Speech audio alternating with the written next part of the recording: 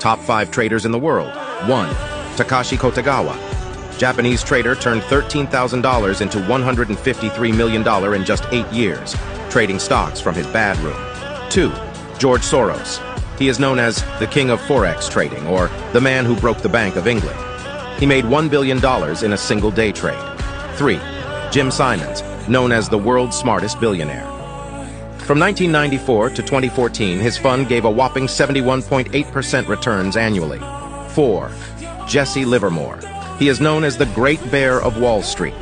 At the age of 24, he converted $10,000 into $500,000. By the age of 30, he was making $1 million a day during the panic of 1907. 5. Steve Cohen, American hedge fund manager, earned $8,000 on his first day of trading at the investment banking firm in 1978. Tell me in comments, who is your favorite trader? Follow us for more.